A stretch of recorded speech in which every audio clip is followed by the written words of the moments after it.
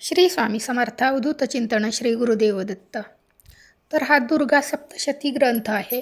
अत्यंत पवित्र आणि तितकाच प्रभावशाली हा ग्रंथ आहे. या ग्रंथाचं पारायण प्रत्येकानं नवरात्रीमध्ये करायलाच पाहिजे.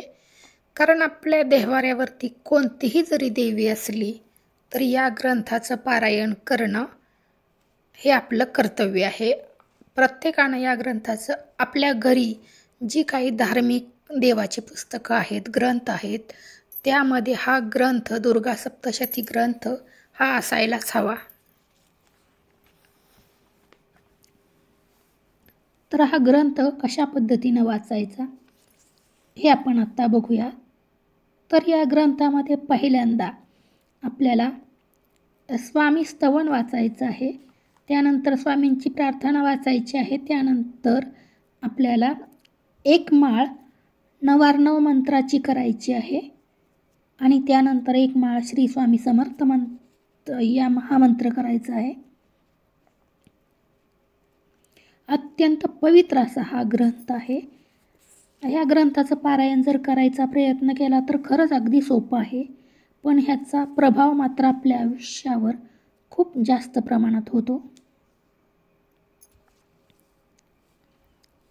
या ग्रंथातील प्रत्येक शब्द ना शब्द अगदी अमृतासारखा आहे. अगदी वाचायला लागलं तर आपल्याला हा ग्रंथ खूप सोपा वाटतो. आधी आपल्याला अवघड वाटतो, पण नंतर खरं तर खूप सोपा आणि अत्यंत शब्द ना शब्द अत्यंत प्रभावशाली आहे.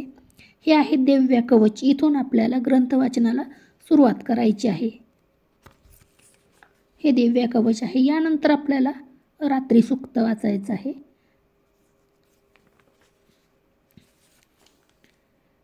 अनेक या ग्रंथामध्ये गोष्टी आहेत, पण जर पहिल्यांदा वाचन करणार असू तरच आपण ह्या सगळ्या वाचायच्या आहेत. जर आपण 14 पारायणं 9 दिवसामध्ये 14 पारायणं करणार असू तर आपल्याला या सगळ्या गोष्टी हे रात्री सूक्त आहे, हे आपल्याला वाचायचंच आहे.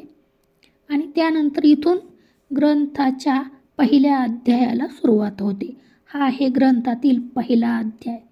या ग्रंथामध्ये एकूण 13 अध्याय आहेत.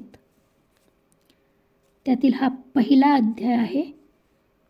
खरं तर हा ग्रंथ अत्यंत पवित्र आहे.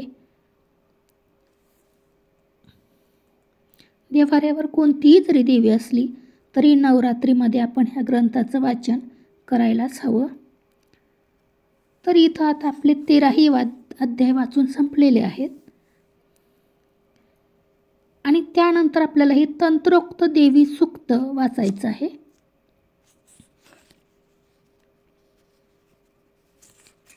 आणि हे तंत्रोक्त देवी सूक्त वाचून झाल्यानंतर आपल्याला प्राधानिक रहस्य हे वाचायचं आहे. आणि त्यानंतर आपल्याला वैकृंतिक रहस्य ते वाचायचं आहे.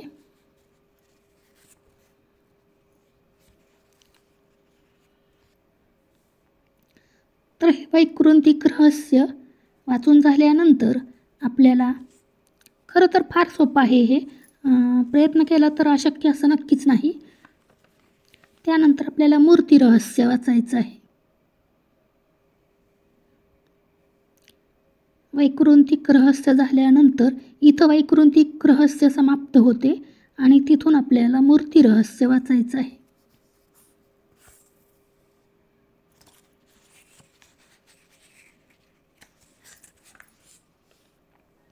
हे मूर्ती रहस्य वाचून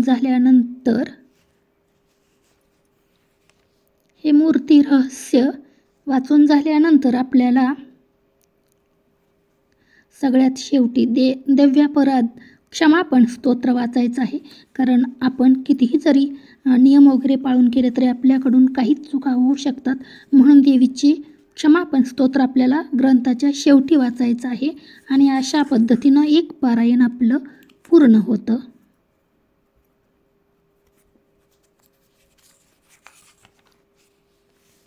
तर हे आहे दिव्यापराध क्षमापण स्तोत्र. हे रोजच आपल्याला वाचायचं आहे आणि यानंतर या ग्रंथाचा एक पारायण वाचून पूर्ण होतं. अशा पद्धतीनं या ग्रंथाचं पारायण आपल्याला करायचं आहे. खूप पवित्र आणि प्रभावशाली हा ग्रंथ आहे.